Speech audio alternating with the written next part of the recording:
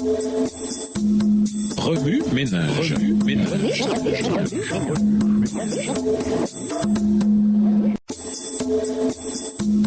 Remue ménage.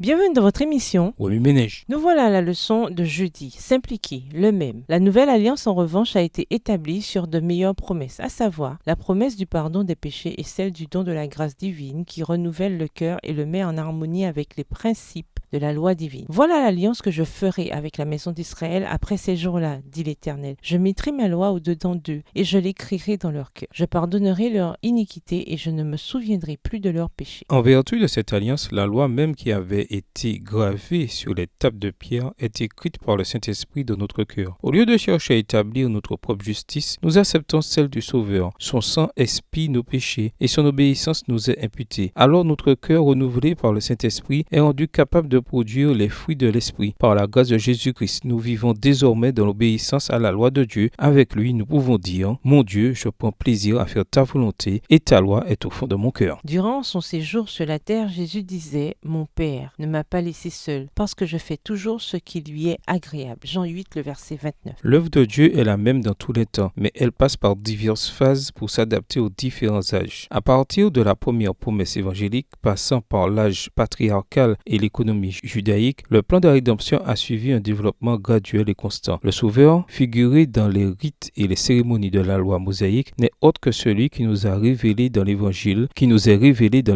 Les nuages qui voilaient sa personne divine se sont dissipés, les vapeurs et les ombres ont disparu, et Jésus, le Rédempteur du monde, apparaît aujourd'hui à nos yeux. Celui qui proclama la loi du Sinaï et donna à Moïse les préceptes de la loi cérémonielle est celui-là même qui prononça le sermon sur la montagne. Les grands principes de l'amour envers Dieu, énoncés là comme étant le fondement de la loi et des prophètes, ne sont que la répétition de ce qu'il avait dit au peuple hébreu par la bouche de Moïse. Écoute Israël, l'Éternel notre Dieu est le seul Éternel. Tu aimeras l'Éternel de tout ton cœur, de toute ton âme et de toute ta force. Tu aimeras ton prochain comme toi-même. Notre divin maître est le seul sous les deux dispensations ou alliances. Ses exigences n'ont pas varié. Les principes de son gouvernement restent identiques, car ils procèdent tous du Père des Lumières, en qui il n'y a aucune variation ni aucune ombre de changement. Texte tiré du livre Patriarches et Prophètes, au chapitre 32, aux pages 348 à 350.